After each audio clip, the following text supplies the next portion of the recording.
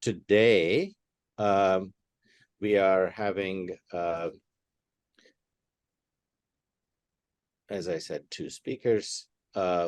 We have Marjory Blumenthal, who is at the International Computer Science Institute at the University of California, Berkeley. And we have Merve Hickok, who's at the University of Michigan School of Information, and is also the president of the Center for AI and Digital Policy and founder of AIethicist.org. Just want to, before we launch into their discussion, tell you that the next event in this series will be on the 31st of August. And that's going to be looking under the hood of generative AI. So today's topic is generative AI ethics. And in this arena, there are lots of questions that one could ask. As a way just to kick off the discussion, I'd like to ask Merve and Marjory to just talk to us about what are the major questions to think about in the context of generative AI.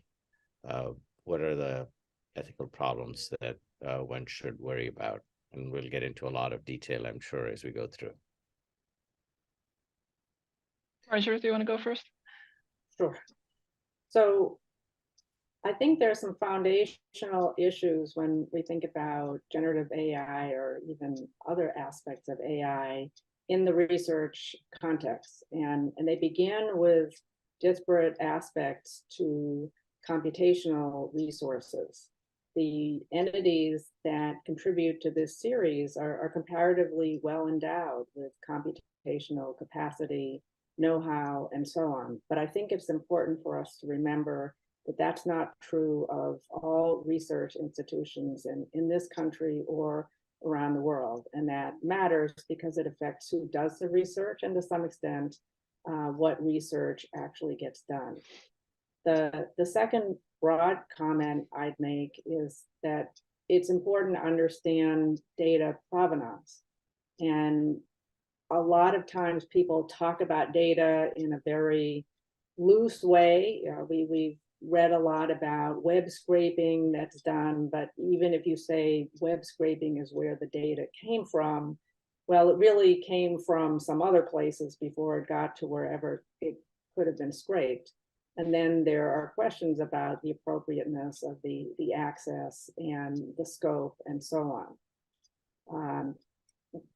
There are many things that I could say, but I think for the purpose of getting our conversation started, I will end with this one, which is that when people talk about the data aspects and what is ethical in terms of data, there's a set of principles that people often refer to, the FAIR principles of findable, accessible, interoperable, and reusable. And my observation is that those are goals that are honored more in the brief than in implementation. And so we have some real practical challenges of being ethical in the conduct of research. And again, I could say more. I'm going to leave it at that so Merve can weigh in. Thank you so much. And I'll continue from your comments, especially in terms of data provenance and the opaqueness of that data as well. As you mentioned, only a handful of companies or organizations or labs have access to the resources that are required, whether it's the money, the compute resources, hosting resources, or the talent itself. So they decide what to disclose in terms of the dataset provenance, but also dataset quality, as well as the models and purpose fit. So as a researcher coming in, you are really working in an opaque environment. and you cannot be really sure how much bias, because it's not about if there is bias, it's really at this point how much bias there is in the data set, and how much underrepresentation or stereotyping is also embedded in the systems. So what does that mean for your research or the smaller models that you build upon these? Similarly, because we don't know the provenance or the quality of data, you might, for intents and purposes, be plagiarizing or infringing on copyrights or protected material. Protected in the terms of like traits, protected material information protections, but also private information of the individuals, private personally identifiable information, information that they didn't want to be made public, but somehow it got scraped because some of these bots were also able to go behind the paywalls. And also, as researchers, as you're interacting with the systems, you end up prompting the system with certain elements of your research and have to upload certain material. The default of many of these systems is whatever you upload becomes part of the product itself. So if you're not intentionally opting out, you are also contributing to that training, and your ideas, original ideas, private information within your data set, within your research that you have committed to protecting might also become part of that that product. And I think further down we can talk about accuracy or reproducibility or continuity issues as well, but I'll leave it at that for the moment. So let me just underscore one thing you said, this quid pro quo aspect, I think is very, very important, like a kind of pay to play. You put in your stuff so that you can get the benefit.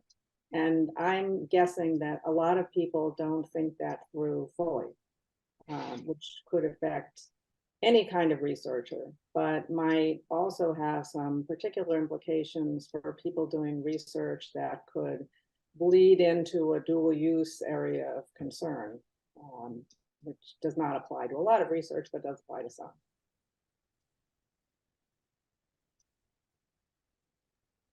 So actually, I'd like to just do a small follow-up question in terms of this reciprocity and ownership type of thing. If one considers pre-generative AI and user opinion sharing sites, something like Yelp, the way most people, I think about this is as sort of part of a public good. I'll post reviews of businesses that I went to because I like to read reviews about businesses that I'm considering going to. And the fact that somebody happens to provide a platform and make money is almost secondary. In what way do you see the thinking or the framing of the problem to be? Firstly, do you see that as an issue already? And secondly, if not, in what way is the framing different when we get into generative AI? So if I could just give a couple quick comments. So when you started laying out your question, I thought about open source, and there is a kind of reciprocity in that environment, and it's applied in many contexts. But to pivot over to Merve, I would wonder about differences between the research context and the giving of reviews and other kinds of content in a social media environment, because researchers live and die by their intellectual property. They're expected to publish, they're expected to make novel contributions. And so there's often a concern about being scooped. And I think when you're providing content, no, when you're providing responses or information in different forums or reviews, etc., you're doing it in that context. That is very context dependent. So scraping makes consent as assumed. Just you put it in the public, so it's fair game. However, we need to be thinking about in which context that consent was given as well, and in which context that information was provided in the first place. Just because it's in the public realm, it shouldn't be, just scrape it all. But also with generative AI systems, we have seen, and I believe this is one of the reasons that the data sets are becoming so opaque, because the companies do not want to be opening themselves up for further liability with all the copyrighted and protected trademark information that they have already scraped, going beyond what was in the public realm. Thank you. So I'd like to follow up actually on a different aspect of what you said very briefly, Merve, about reproducibility. How do you see the use of generative AI in research affecting the rigor of the research methods and the reproducibility of the results? Well, in terms of the rigor, as we both mentioned, the data sets and the models are opaque, right? So you are significant part of your data, or significant part of your data work, as well as some of the models that are conducted in the dark. And you are really dependent on the company's decision to, for example, continue or discontinue a particular model that you might have built your research on. So when, for example, OpenAI or Meta or any other organization who are providing this right now, say this particular subset or submodel or sub-data set will be discontinued at such and such date, you might have actually, as a researcher or even as a product developer, might have spent additional research, have spent a lot of resources to build that, but now the company has decided that it's going to discontinue, and you might need to spend additional resources to migrate that model. Or if you don't have those researchers, your research will no longer be supported or will be reproducible, because you need those same parameters and same settings for that. And then I would say, and just before passing to Marjory, you are taking additional liability and responsibility as the downstream user of this system. So not only it's impacting the rigor and reproducibility, but you as the researcher are taking on, like I said, whatever bias or infringements, etc., are embedded already in the systems. You become part of that ecosystem as well. So I would follow up by pulling back a little to think broadly about the contributions of AI to research. I had the good fortune to participate in an inquiry led by the OECD over the last year, which was very systematic and global in looking at what did AI mean for research. And they emphasized how much potential, not that we can realize all that potential right now, but whether it's so-called robot scientists, that is systems that can collect massive amounts of facts, extract data from massive amounts of literature, generate and test hypotheses in parallel. There are lots of tools that are coming out of AI, some of which might engage generative AI or may engage simpler systems. So there is a lot of of potential. I agree with Merve that there are things that are unknown with opacity, and there are some real questions about what kind of testing has been done to explore and assess the limitations. One of the kinds of research I've been working on in the last couple of years is a different kind of application of AI. It's development of automated vehicles. And what people have seen there is, you know, there's only so far that you can go with simulation. You have to get the vehicle out on the road. And I don't know what the analogy is for, you know, lab-based research, but there may be some other analogy that involves different kinds of testing.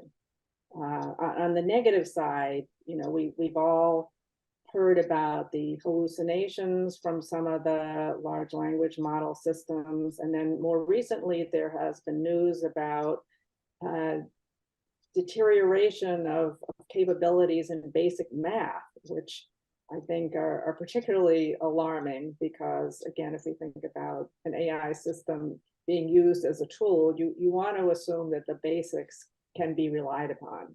And if they can't, that opens a lot of questions.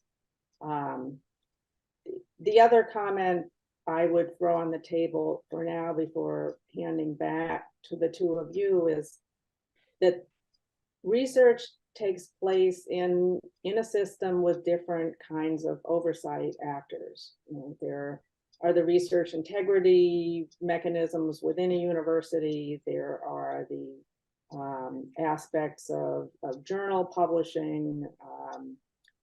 There are professional societies generally. There are funders who can have requirements, and we may touch on that later when it comes to the government. So I think there are some interesting questions about what these oversight providers might do to either raise the floor or otherwise address concerns about rigor, if not reproducibility, which is its own can of worms.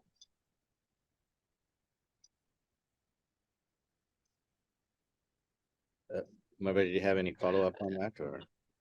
Just one thing, and this might be a more like further down the line as the systems become more even more adapted. But at some point, we're going to see the synthetic data fed back into the internet. So, right, I mean, as the products were initially developed, is scraping of whatever data was in the internet, or majority of it, let's say.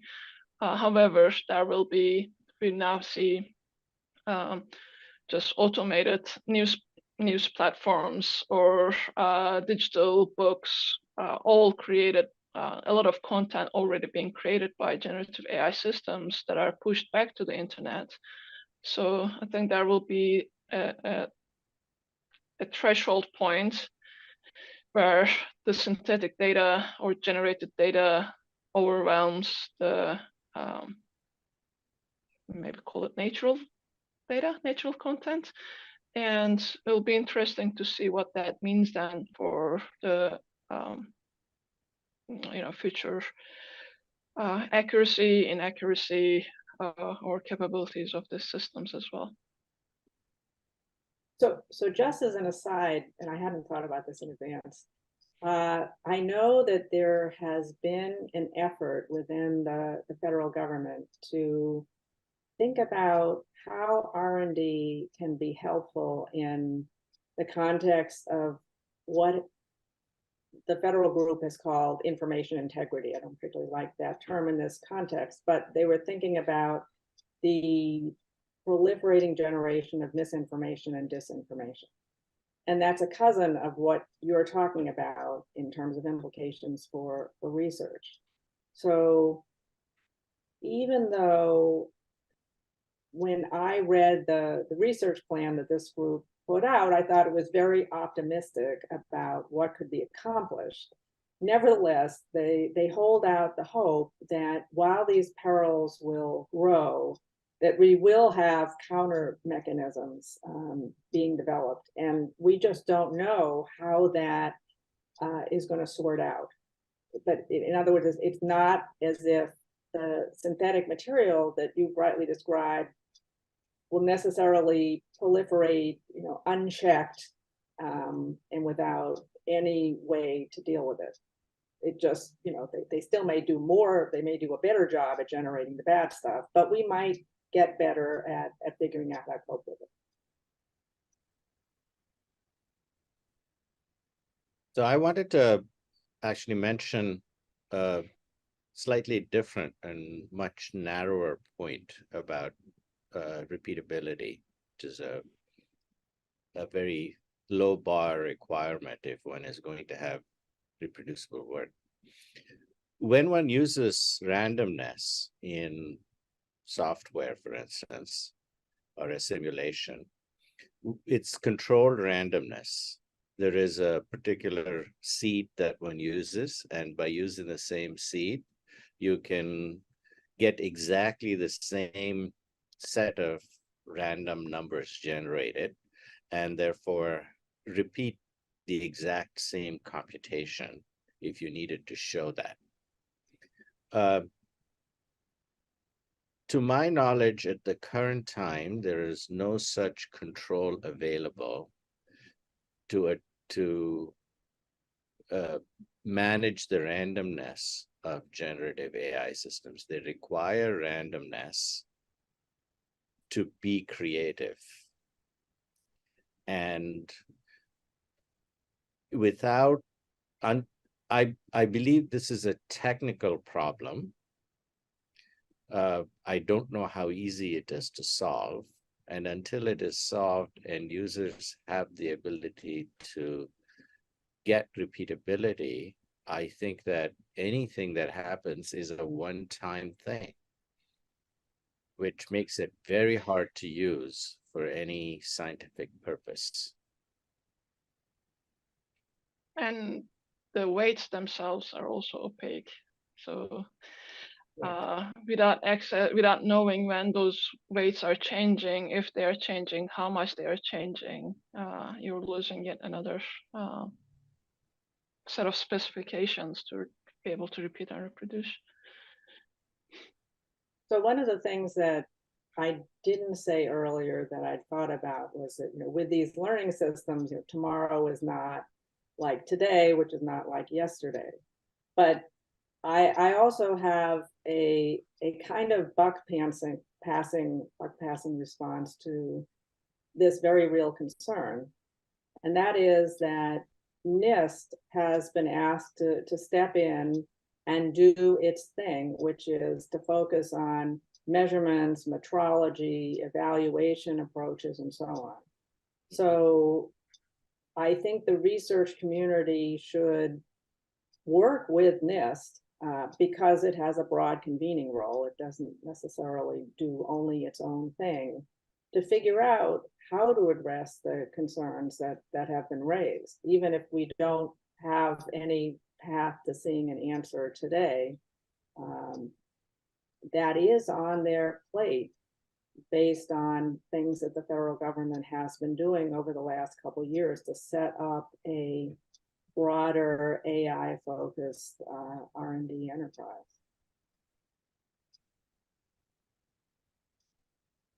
So that's probably a good point to segue to the next segment of this, which is talking about regulation and policy issues.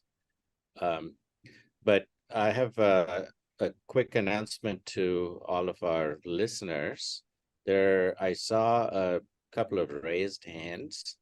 The way this webinar is being run, please post your questions using the Q&A button that you see on your screen.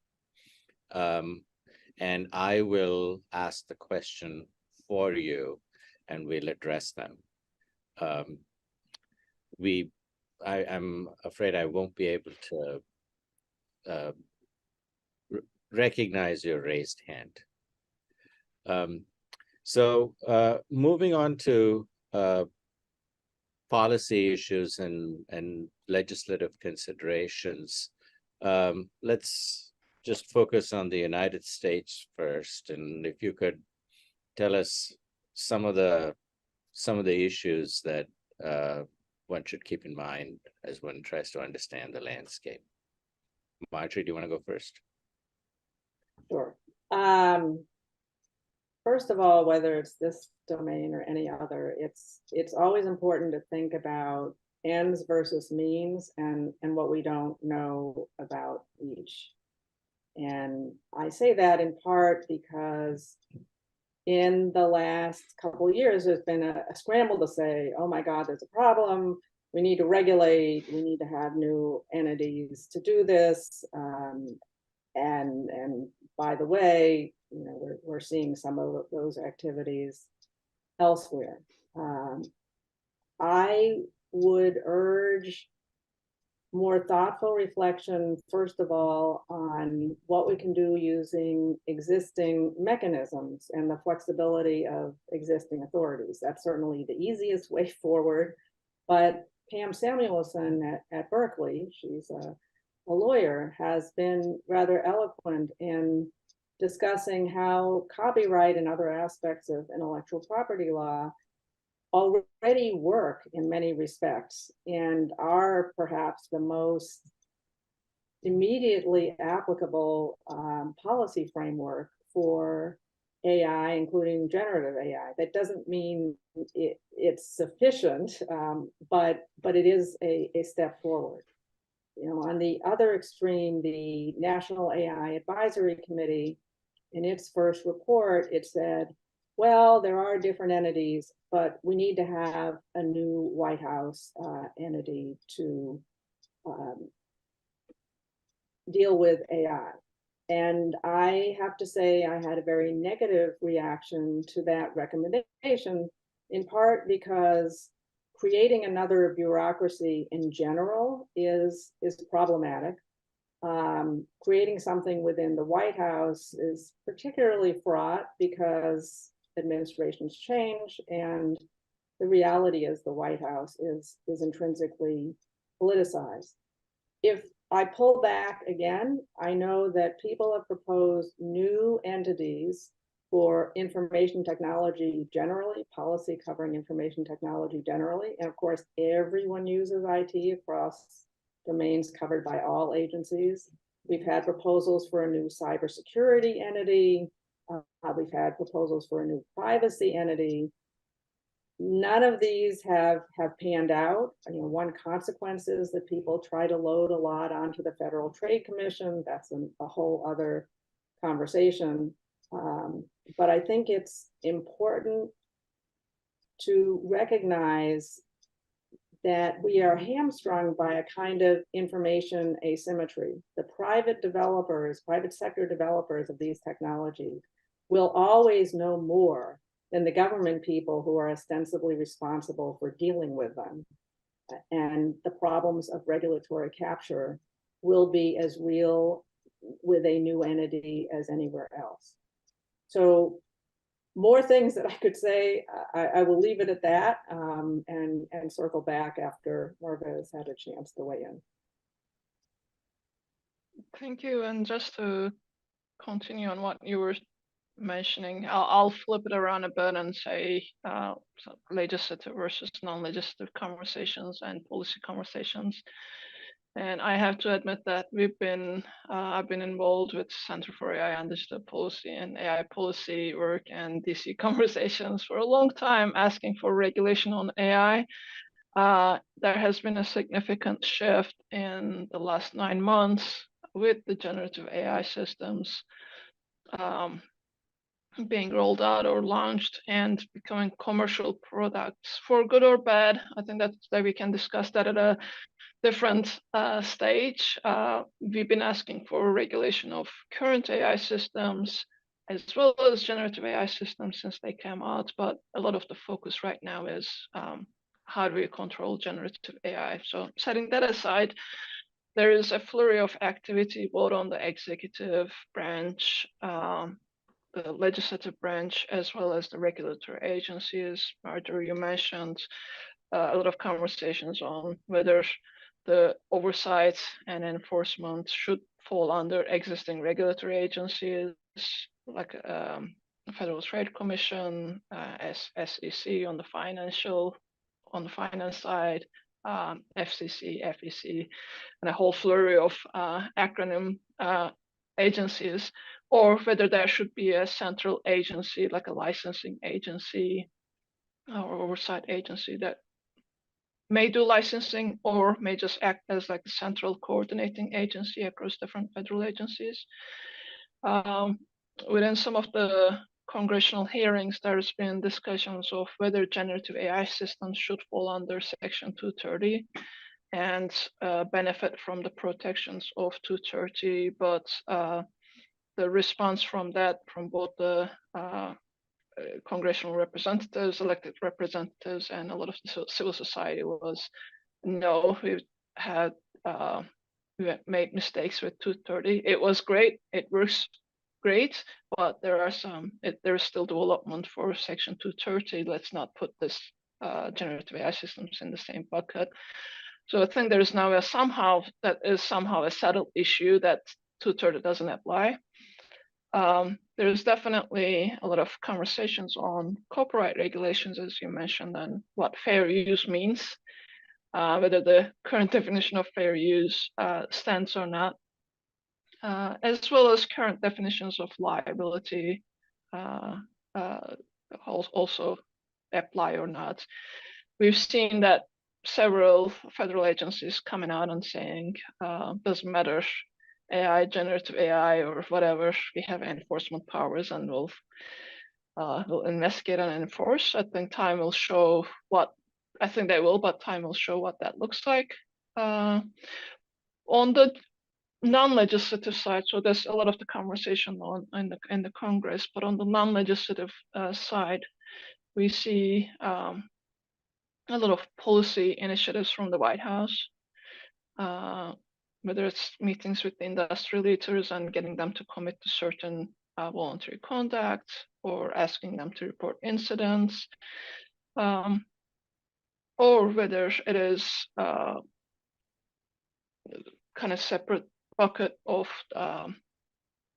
court cases. There are now several court cases, mostly focused on copyright infringements, and I think one libel one, that are going through the court system, justice system. So their outcomes will also set precedents of how AI, generative AI, is regulated in the US.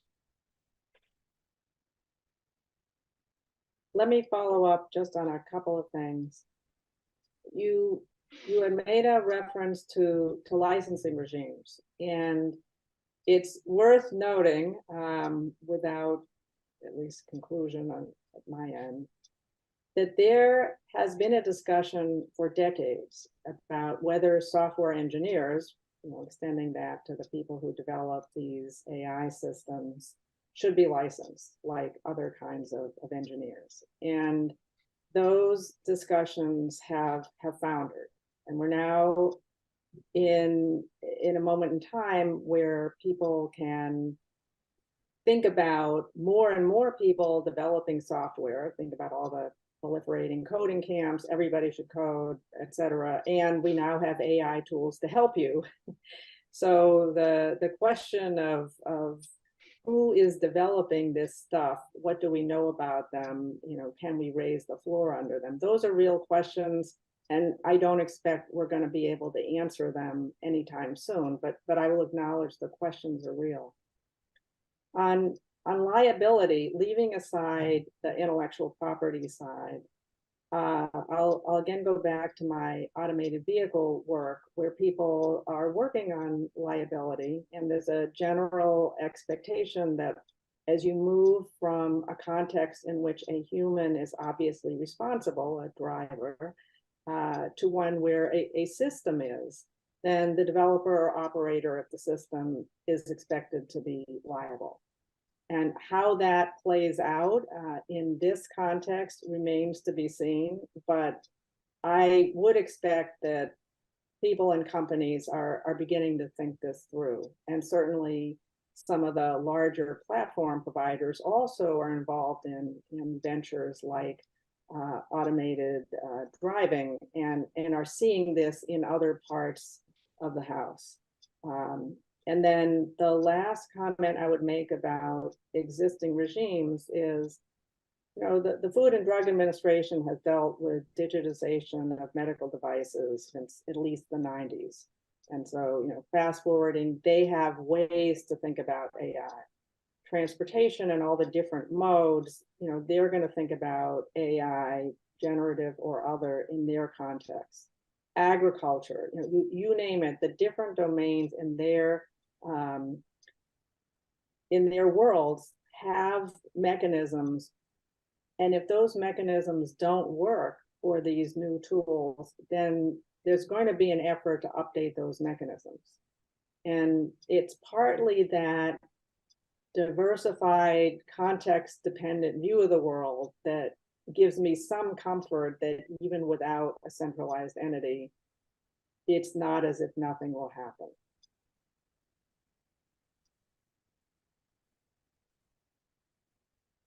So I'd like to ask you to consider a different aspect of regulation. Whenever one has to regulate something, there are good things that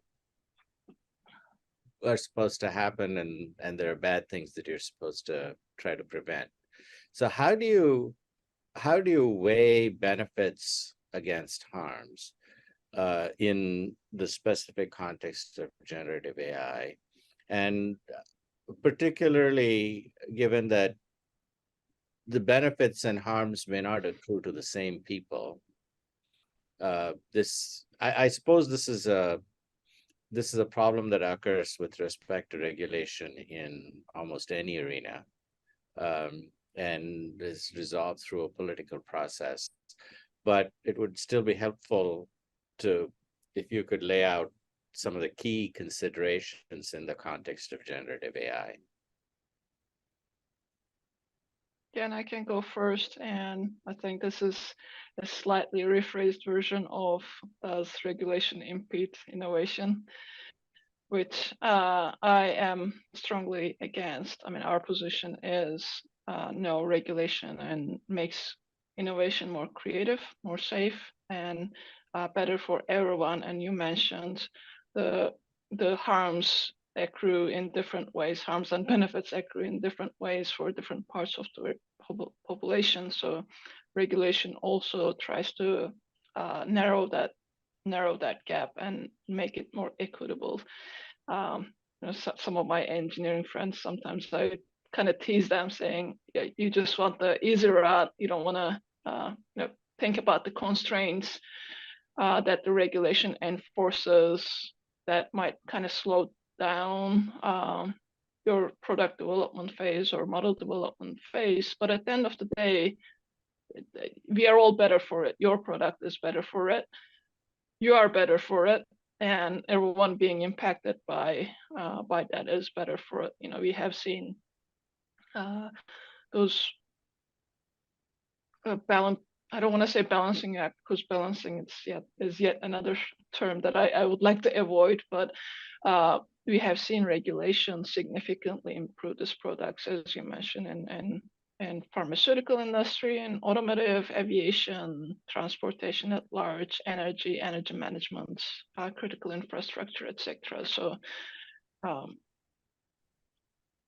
think it definitely forces you to think further and invest a bit further in your products and services. But I don't think it impedes innovation in that sense, because innovation at the end of the day needs to serve everyone equitably.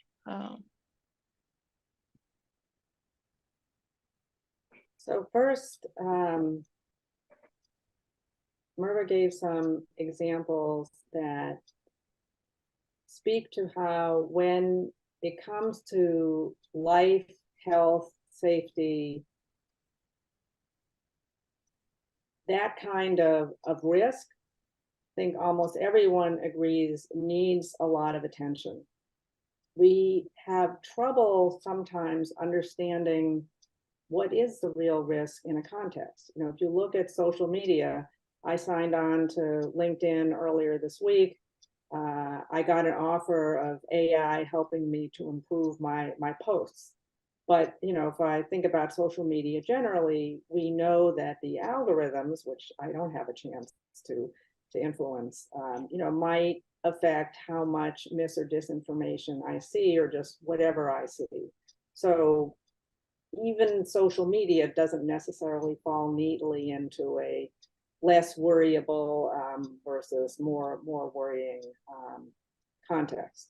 But I would note that even in the life, health, safety basket, there is an expectation of some irreducible minimum of risk, some residual risk. Again, if you look at the NIST risk management framework, they acknowledge that that exists. And as with NIST cybersecurity risk management approach, there is a big difference between managing risks and preventing or completely avoiding them. So if I go back to my automated vehicle example, engineers will tell you the safest vehicle is the one that never leaves its parking space.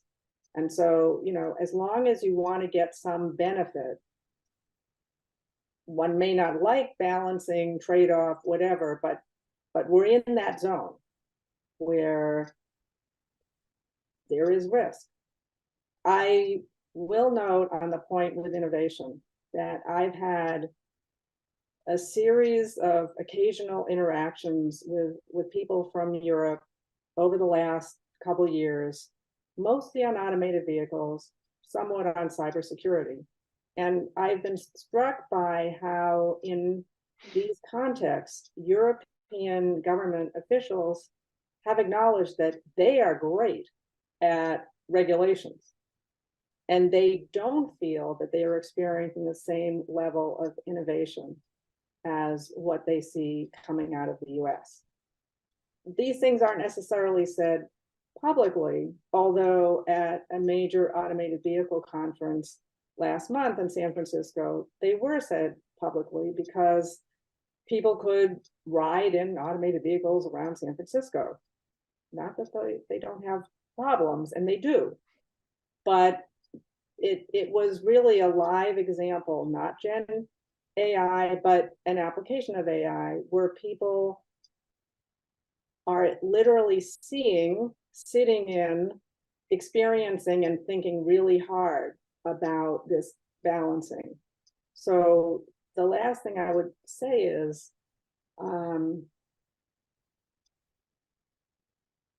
it would be helpful, and again, NIST may be the one charged with doing this in the United States, to develop a more granular way of evaluating what the risks are and what the trade-offs are. If you allow X amount of risk, can you say you'll get Y amount of benefit?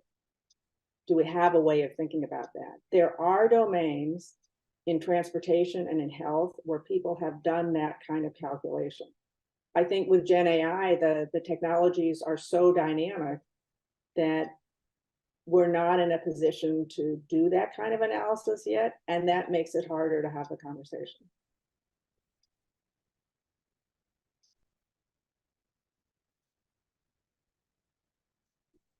Merve, did you have anything to add to that?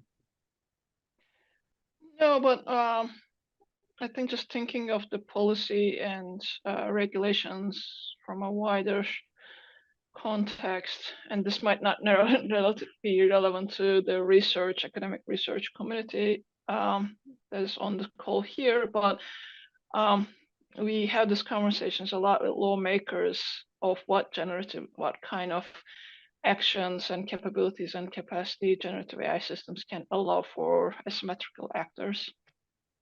Because you can, when you're building these controls in place, you need to also think of those who are not going to be feel like they're regulated, or feel the urge to comply with regulations. So, for example, you might have national militaries. You might you have certain international conventions that every country has committed to follow. So there are limits to what you can do. Similar with companies, there are things that you're regulated, you need to comply with certain controls, and if you don't, there are going to be penalties or fines or certain consequences. Asymmetrical actors do not care about that, but actors with malicious intentions, I should say. So whether you are weaponizing a drone, attacking a critical infrastructure, or building GPT systems like Warm GPT or QChain for GPT, they don't necessarily think of being bound by regulation, obviously. So you need to also think of how through regulation, how through policy, how through certain even export controls to a certain extent, how do you manage and kind of narrow that scope, narrow that threat surface as well. So there, again, maybe not for academic research purposes, but there are additional considerations when it comes to policy and regulations. So I think Merve is absolutely right on that. And I think where it will hit academic research is probably going to be in those areas where technologies or certain applications are more obviously dual use, or when people can think about that. And we've been seeing this generally with biotechnology, for example, and that is just one of another, one of the many domains where people are applying AI when they hadn't before. So absolutely, responsible AI is meaningful only when the people are responsible. Right. So I also wanted to ask you to comment a little bit about how things like red teaming to find problems or the complement of that incident reporting should work in the context of generative AI. That would be one of the tools in the toolbox for regulation, I suppose. As you mentioned, it is one of the many tools or one of the many things that you can do on this governance spectrum. So they cannot stand by themselves, but what they allow for is, for example, red teaming and the great initiative in DEFCON a couple of weeks ago, allow more people to understand, one, how this works, how can, as for example, a cybersecurity tool can be repurposed for generative AI safety or security. How can we get more people involved in this? Because with red teaming, one of the things that is crucial is domain knowledge, subject matter expertise. So you might be coming in, for example, as a someone who is knowledgeable in chemistry or biology, and kind of prompt the system to create malicious, creates outputs that can help with malicious intent, such as bioweapons or viruses or different chemical combinations. You can come at it from a totally different perspective as an educator, and kind of prompt the system as like what might some students might ask this, or what might be some of the negative implications in an education context. You can come through to it from for example, a racial or religious content, perspective, and say, prompt it with different religious perspectives and see if the responses are more biased or stereotyped against certain religions, etc. So there isn't like one red teaming checklist says, okay, check this. It is really dependent on the amount of subject matter expertise that goes into it, what do you do with the feedback that your red team provide with you, and how do you ensure that you're solving the problem and not patching it? It's like because a lot of these problems tend to be a function of the system, not glitches or not bugs. So I would put red team in there, but it is definitely a great tool within the spectrum. Similarly, I have more trust and not more trust, but I have a lot of expectations from incident reporting. That is a rather new approach endorsed by both OECD here in the US and in G7 and G20 conversations. I think it will make a huge difference how you put those incident reports or incident databases together, and whether you have meaningful quality and meaningful information that you can action upon, that other people, other developers, policymakers, researchers, etc., can actually build upon or build defenses according to those incidents. So I would add that I agree that red teaming is just one tool in the toolbox, and one might compare it to things like bug bounties and challenges that get people to help in the stress testing of a system in a structured way. I also agree that incident reporting can be particularly useful, especially if incidents are shared fully enough, that is both broadly but also in their details. At least in transportation, the canonical example is what happens in aviation, where there is a sort of no fault anonymous potential to report incidents, as well as the incidents that are documented based on a bad thing having happened, and then you get a kind of national investigation.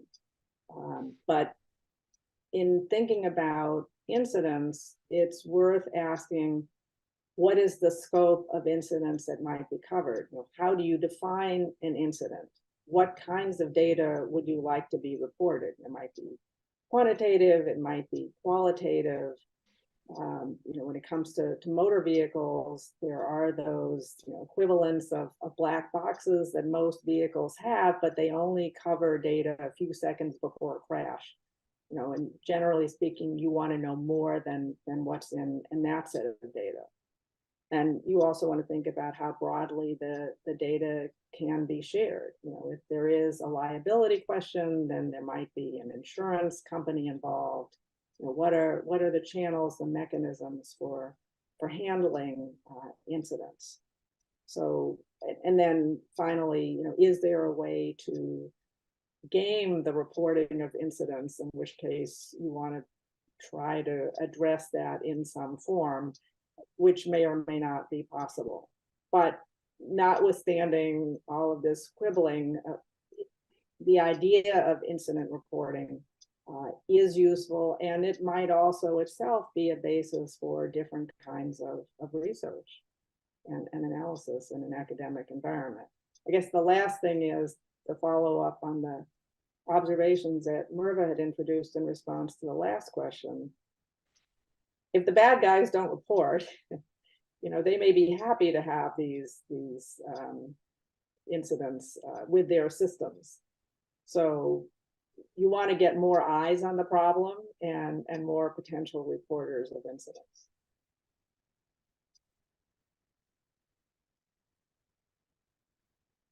You're on mute.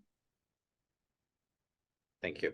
We have a question from an attendee saying there's a big difference between Gen AI and autonomous driving, in that autonomous driving is trying to replace an existing system of humans driving. And so we understand what that should look like, and therefore we know better how to measure performance and risks.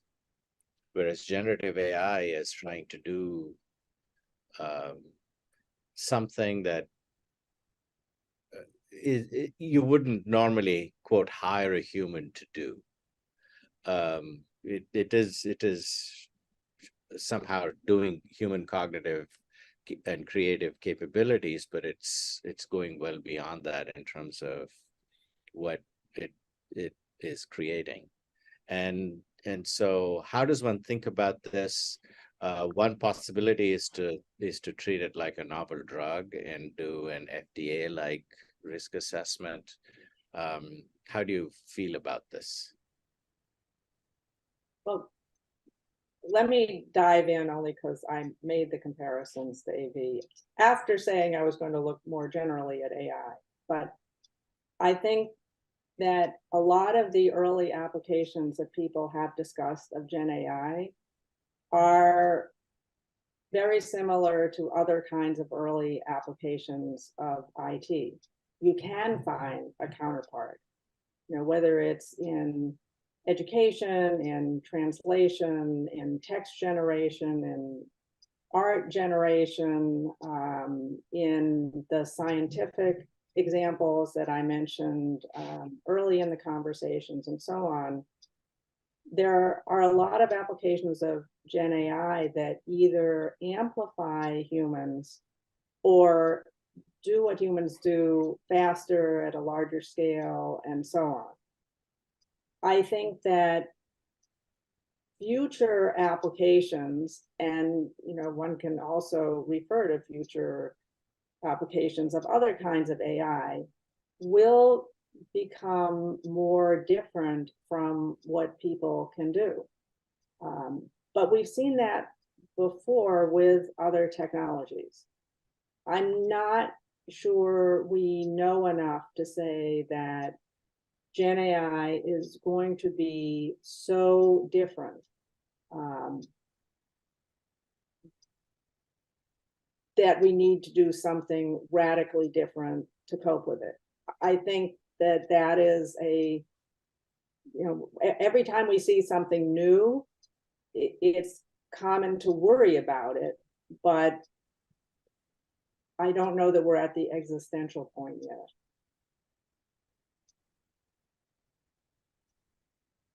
Okay.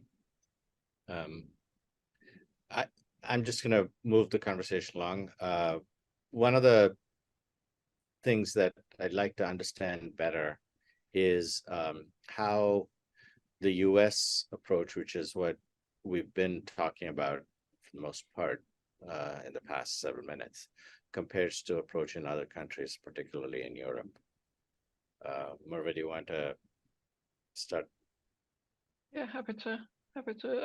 And we've been enrolled with EU AI Act from the very beginning, so can provide some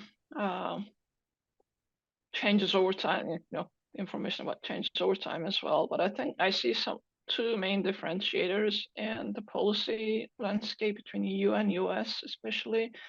One is the existence of privacy and data protection regulations in Europe, GDPR to be more specific.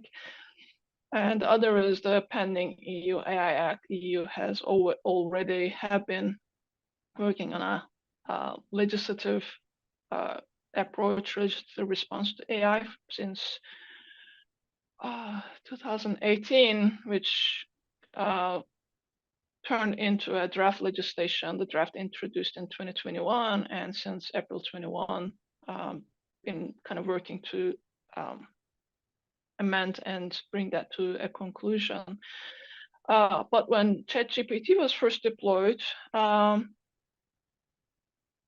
they were able to make use of existing legislation with GDPR and privacy and data protection regulations, and they were able to respond to the emerging challenges immediately. So with both the Council of the European Union as well as the European Parliament, as they were doing their amendments, they immediately included in the legislation. So there wasn't like, let's discuss this for 2-3 more years and come up with a separate legislation on generative AI. It was immediately incorporated, at least the initial articles were immediately incorporated into the draft. So for example, compared that to US, end of March this year, we at CAIDP filed an extensive complaint to FTC on OpenAI and requested investigation and FTC to provide some guidelines. Our NGO partners in EU, specifically European Consumer Protection Organization, used our complaint to pressure the national and EU data protection agencies demanding similar investigations. So right after that, you might have seen different countries and their data protection agencies kind of starting to look into OpenAI, generative AI systems, and then EDPB, the Data Protection Board itself, created a generative task AI force.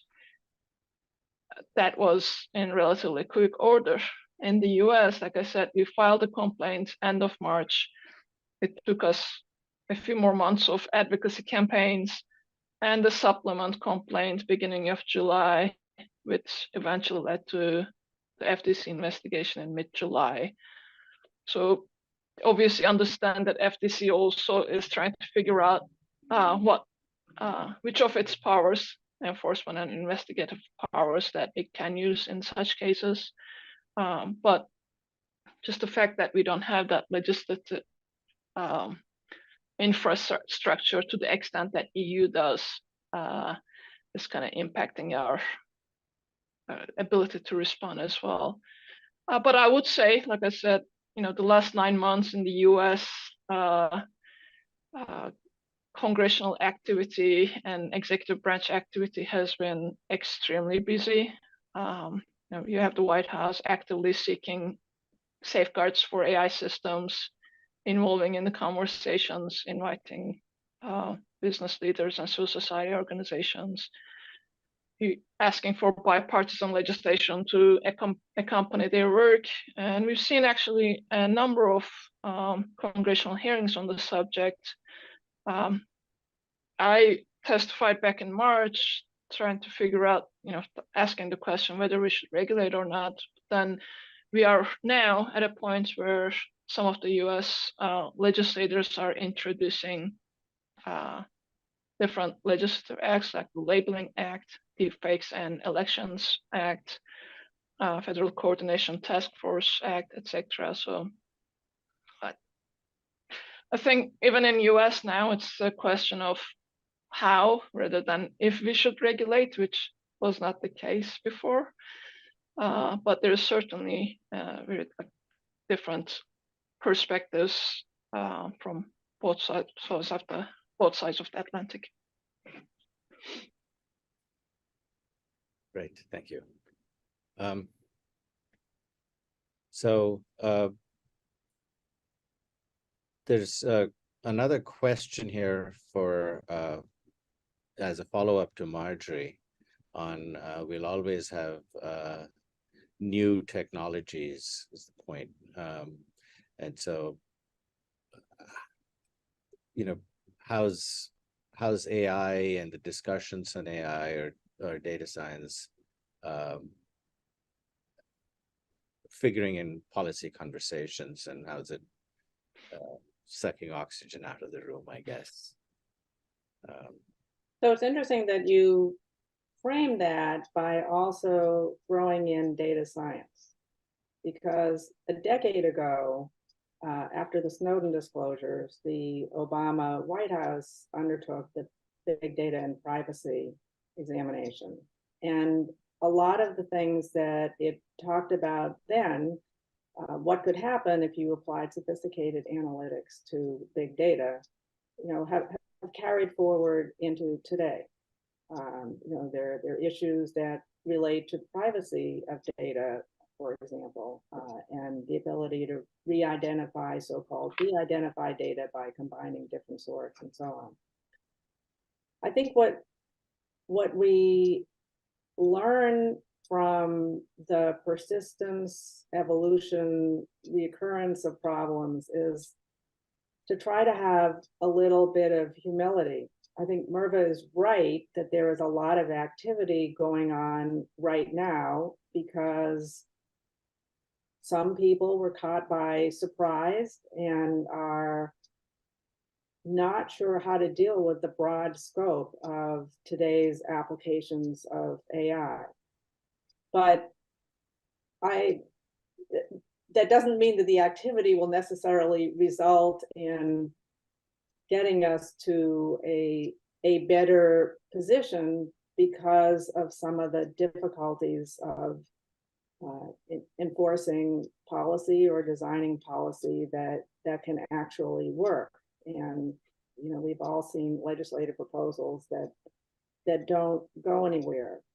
So I agree that the tone of the conversation is different now, but it's also easy to be cynical about government leaders who did their best to get their products out and work toward a leadership position, and now we're saying, oh my God, what have we done? I don't think that they were that unknowing. This is what business does. They try to get leadership positions, they try to make profits. And if there is a regulatory regime now, then it will benefit the people who are already in the market. Does that necessarily give us the innovative outcome that we'd all like to have? We may not get to do the science experiment and compare. So I guess to come back to the question,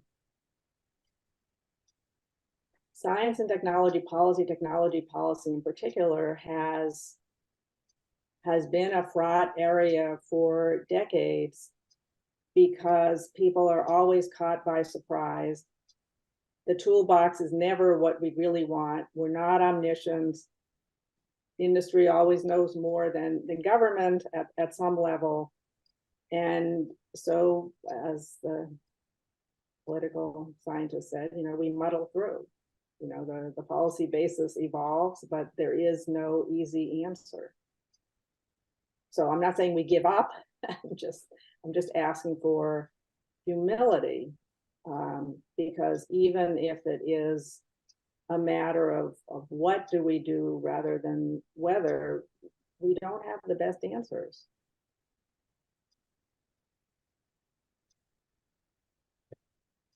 Thank you. I think we should move on to our next phase in terms of what we've talked about regulation. What should investment in generative AI research look like? So here I can be a lot more positive. There's a long history of government investment in AI of all kinds. It's been productive. It's going to continue. And government investment, by its nature, can have emphases and conditions, which can include explicit attention to potential impacts or concerns. It can spotlight implications for specific populations. We've already seen that in a lot of more recent health research funding. It can have methodological encouragement, certain kinds of interdisciplinarity, consideration of ethics. There has been work into the U.S. National Artificial Intelligence R&D plan, support for ethical, legal, and social implications research, taking a page from the Human Genome Project. There are ways government can focus on specific kinds of use cases. Industry may focus on those that are the most lucrative, but government can look at others, and in different ways. Many of us are associated with universities, and there are mixed concerns when it comes to generative AI and education. Well, government is probably the best source of making sure that there's a broad enough examination of how Gen AI can be used in education to best effect. And I guess the last thing I would throw in is that government investment can underwrite shared infrastructure. So if I go back to what I said at the outset of this conversation, how some institutions are better endowed, have more compute capability than others. Government has a history of supporting supercomputer centers and research networking and other modes of infrastructure, which can make sure that more people are able to do research that helps to develop Gen AI with a broader set of applications and perhaps fewer of the infirmities that we touched on in this conversation. And just to add to Marjory's points, at the top of our conversation, beginning of the conversation, we talk about only a few companies and organizations having means to develop these systems because they're so resource incentive, and they're able to act as gatekeepers.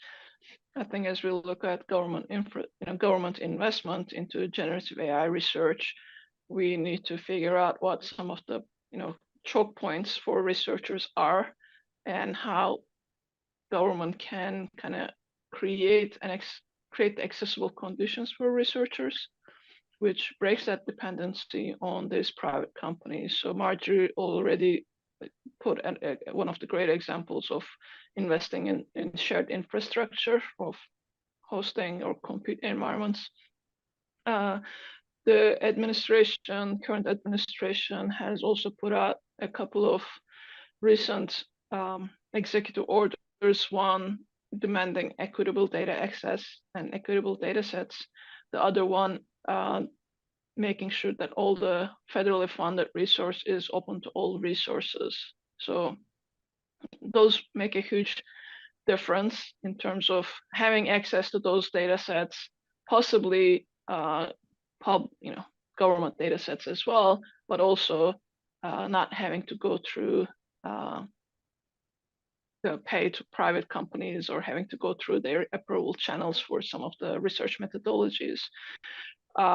There is a lot of approved, investment, government investment that is geared towards building research talent. So these things don't happen by themselves. You need the human talent to accompany it. And Marjory again also mentioned the public interest or specific research areas, incentivizing those. I would add a final one. You can also incentivize, or government can also incentivize research access to commercial generative AI systems for governance purposes. So you can, whether through mandating research access, mandating independent audits, mandating research red teaming. There are a number of different possibilities and methods where you can require a corporate entity to open its data sets and models to researchers to hold it accountable and provide feedback to improve those products. So it's not always money. Sometimes those compute powers, data set, and access become more important. I would just add to what Merve said, motivated by the reference to data sets, and going back to earlier references to NIST, that government investments can help support development of benchmarks. In the supercomputer arena, there's common benchmarks, certain other kinds of software, common benchmarks, and metrics. And researchers can be involved in helping to develop those, whether through a funded research project or in some kind of alliance with whatever NIST is doing. So as we're beginning to get to the final moments of this thing, I'd like to ask both of you, what responsibilities do big companies, tech companies have in the space? And rolled into that also, what's the responsibility of tech leaders in particular in terms of setting an example? And one of the questions from the audience, which is tied to this, is how do you win trust, user trust? So if you could address some of these threads that are all somehow interrelated.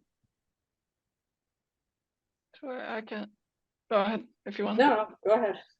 I was going to say the issue of trustworthy AI, it has been a topic for several years now, and it is one of the principles that is both in the EU, that is the foundation of EU legislation, as well as the 2020 executive order here in the US as well, because both the government and the companies understand that without trust, their products, the systems will not be adopted further by the public.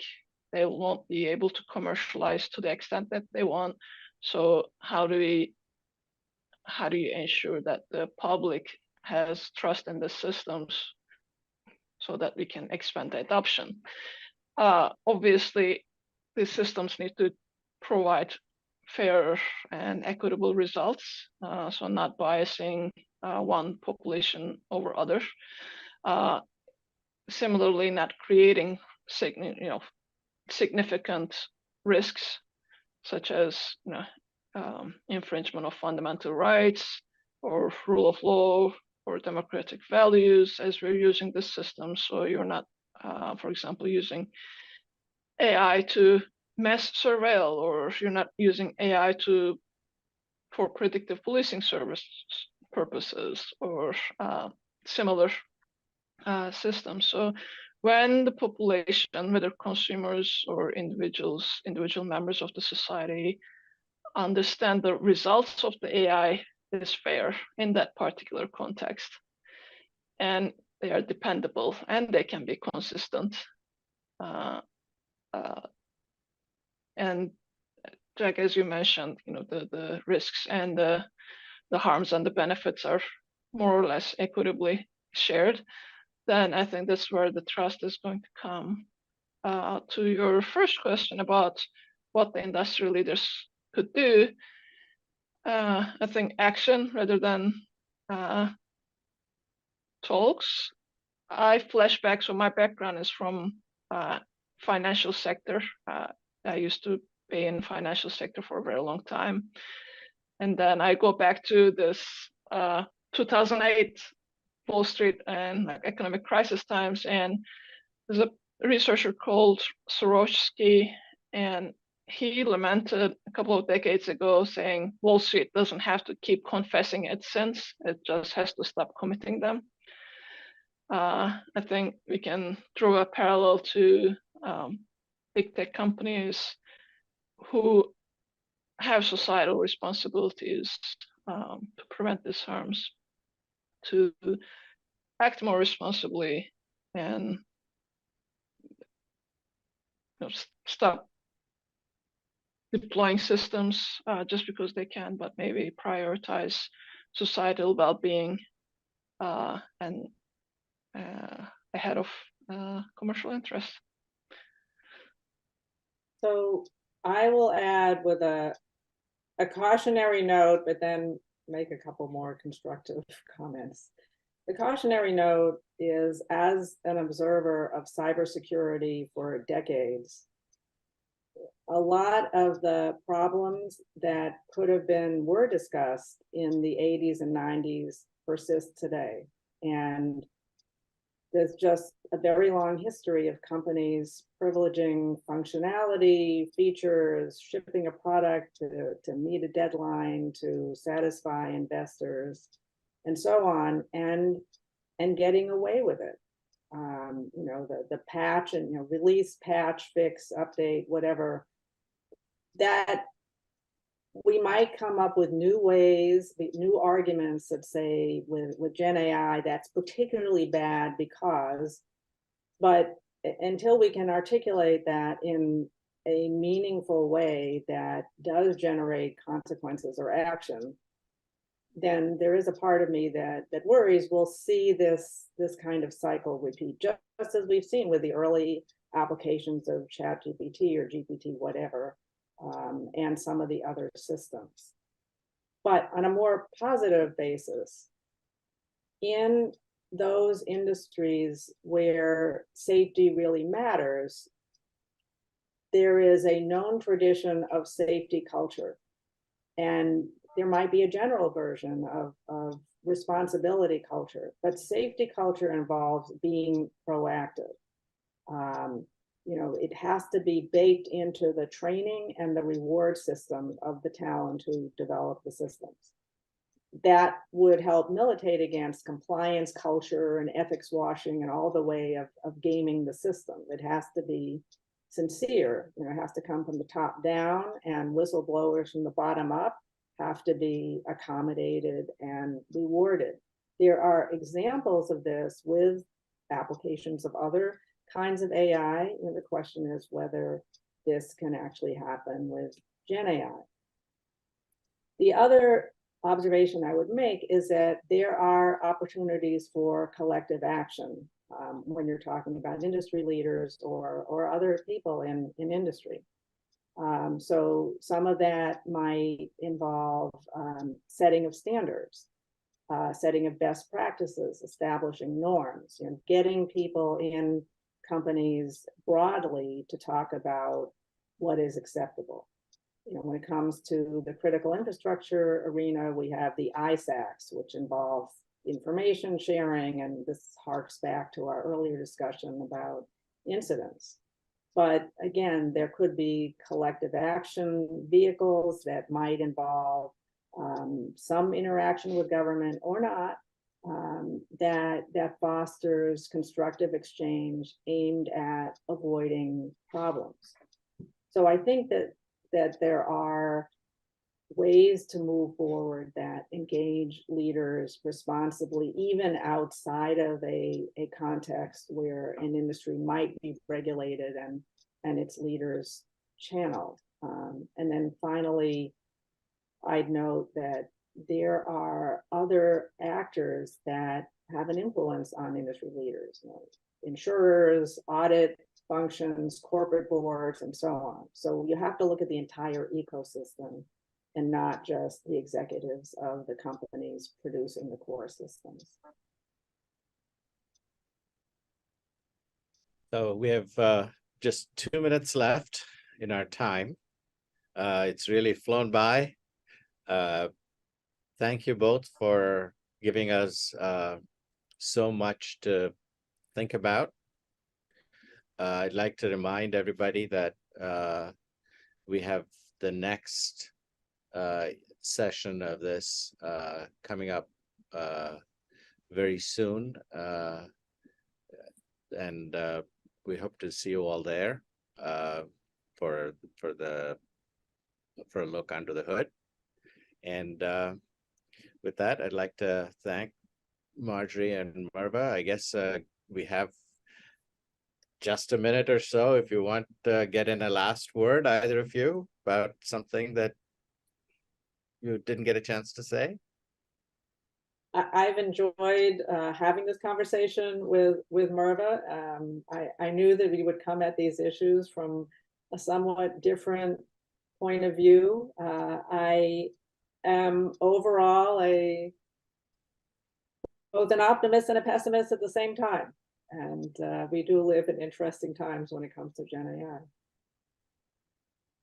Absolutely. And thank you for the invitation, Jack, and for the opportunity to discuss this with Marjory as well. I really appreciate this coast-to-coast seminars of 6 universities coming together to discuss this. I would definitely love to see further discussions and collaborations on what this means for research and possibly how to imagine new features of what research should look like, or what researchers need, and what an ideal space conditions for researchers would be for when dealing with generative AI systems. So thank you for all of the universities and your team as well for organizing.